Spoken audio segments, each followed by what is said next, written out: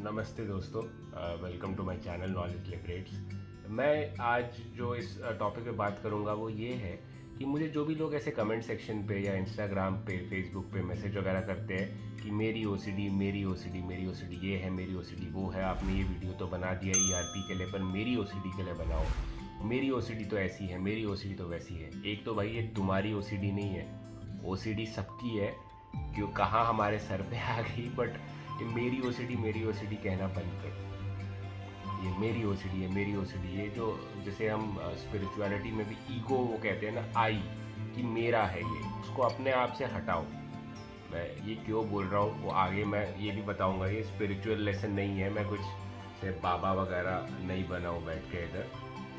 Point ये है कि ये आपके जो ट्रीटमेंट में बाधा डाल रहा है, क्योंकि आपको लग रहा है कि आपकी ओसीडी सबसे अलग है। लोग कहते हैं ना कि जैसे जो सुपीरियोरिटी कॉम्प्लेक्स होता है कि मैं सबसे अच्छा हूँ, मैं सबसे अच्छा हूँ। एक है ना मतलब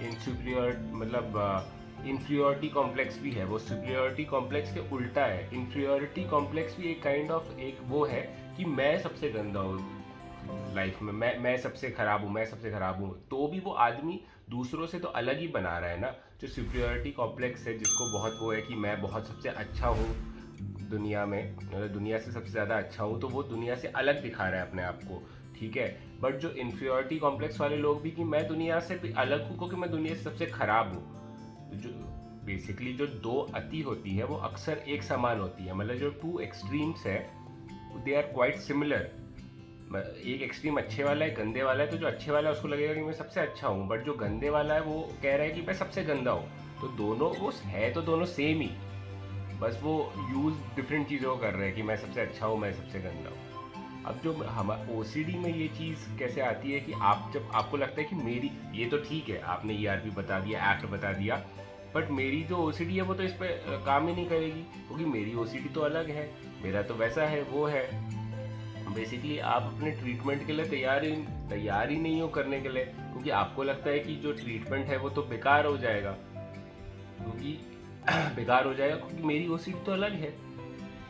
पर देखो, मैंने पहले ही बहुत बार बताया हुआ है कि मेरी ओसीडी, तेरी ओसीडी, सबकी ओसीडी जो भी है, मतलब different different types of OCD, सबका जो कंटेंट है इट डज नॉट मैटर कि आपको सेक्सुअल ओसीडी के थॉट्स आ रहे हैं, हार्म ओसीडी के थॉट्स आ रहे हैं, चाहे कोई सेंसोरी मोटर ओसीडी के थॉट्स आ रहे हैं, किसी के भी थॉट्स आ रहे हैं, उनका जो ट्रीटमेंट है वो सिमिलर ही है। आपको अपने थॉट्स को एक्सेप्ट करना आना चाहिए, अपने थॉट्स को लेट गो करना सीखना होगा, हर थॉट को पकड़ना बंद करना होगा, उस पर प्रैक्टिस करनी होगी, एंग्जाइटी को एक्सेप्ट करना होगा और कंपल्शन बंद करने होंगे। पहले तो आपको ओसीडी समझना होगा कि ओसीडी क्या है। ओसीडी में जो है वो थॉट्स आते हैं, बहुत सारे थॉट्स आएंगे, जो थॉट्स हमें नहीं चाहिए वो भी आएंगे, बट उन थॉट्स को मतलब उन थॉट्स को जाने दीजिए, उन थॉट्स को पकड़ के मत रखिए। उन थॉट्स को आप पकड़ के रखोगे तो वो आते रहेंगे आते रहेंगे। आपका जो मन है वो कहता है कि अरे यार कोई चीज़ इंपॉर्टेंट है, इसी के लिए मेरा मन बार बार, मतलब ये आदमी जो है राजविंदर है वो बार बार सोच रहा है क्योंकि उसके लिए ये चीज़ इंपॉर्टेंट है, तो वो मन और थॉट्स भेजेगा। बट अगर आप उसे इग्नोर करने लग जाओगे, उसके बारे में नहीं सोचोगे, तो आपका मन वो थॉट्स डालना बंद कर देगा। जो सिग्निफिकेंस है ना, जो हम सिग्निफिकेंस देते हैं किसी चीज़ को, उसकी वजह से वो जो थॉट्स है या बाकी सारी चीज़ें वो बढ़ती है। आप अपने विचारों को सिग्निफिकेंस देना बंद कर देंगे ना, तो वो विचार आने भी बंद हो जाएंगे। और कई लोग ना इसको मानते नहीं है।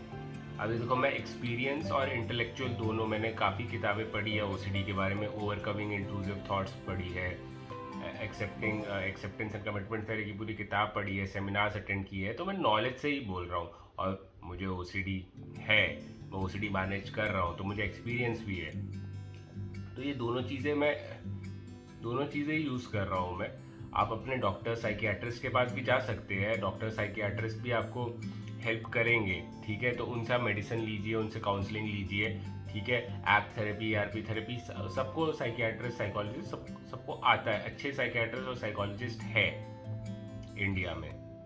बट आप ये अगर उनके पास जाओगे ना, कि जैसे आप किसी साइकियाट्रिस्ट या साइकोलॉजिस्ट के पास जाते हो और फिर आप बोलते हो कि अच्छा ये तो ठीक है, एक्ट थेरेपी पर मेरी ओसीडी पे काम आएगी क्या, या ईआरपी थेरेपी मेरी ओसीडी पे काम आएगी? हाँ भाई आएगी।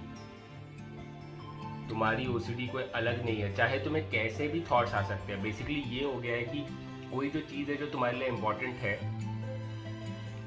उसके थॉट तुम्हें बार बार आ रहे हैं, ठीक है, क्योंकि वो चीज़ इंपॉर्टेंट है और वो चीज़ तुम्हारा दिमाग कह रहा है कि ऐसा नहीं होगा, या उस चीज़ से रिलेटेड कुछ नेगेटिव कह रहा है, उसकी वजह से तुम्हें हो रही है एंग्जाइटी और उससे कर रहे हो तुम कंपल्शन।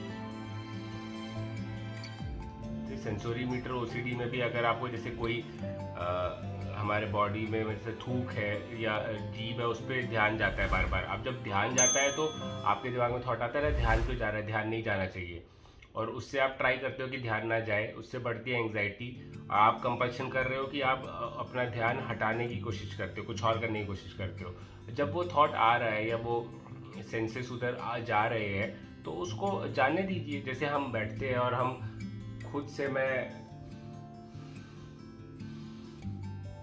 सांस पे कंट्रोल कर रहा हूँ, खुद से कर रहा हूँ, राइट, मतलब सांस पे ध्यान दे रहा हूँ, मैं खुद से ध्यान दे रहा हूँ, खुद से सांस को कंट्रोल कर रहा हूँ।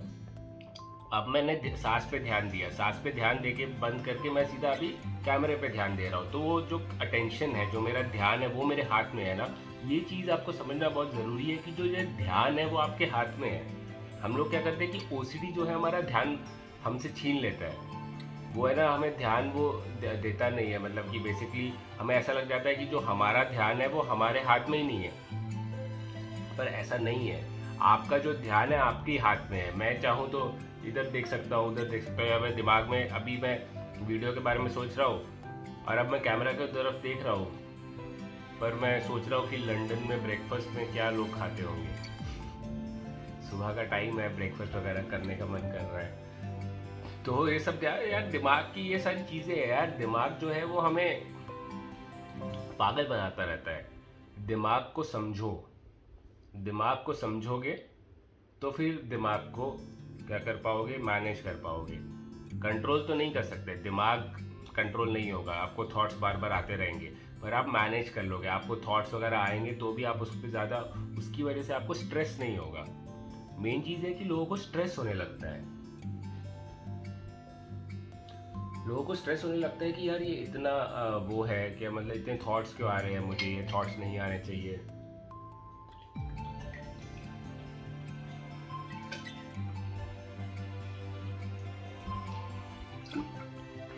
पानी पीते रहिए, 2-3 लीटर तो पीना चाहिए पानी। पानी इज़ ऑल्सो वेरी इंपॉर्टेंट, एक अच्छे हेल्थ के लिए, अच्छी नींद के लिए, उसके लिए ये सारी चीज़ें, सब चीज़ें ही इंपॉर्टेंट है ओसीडी के लिए। बट वापस मैं कह रहा हूँ कि सारी ओसीडी में ये काम आएगा।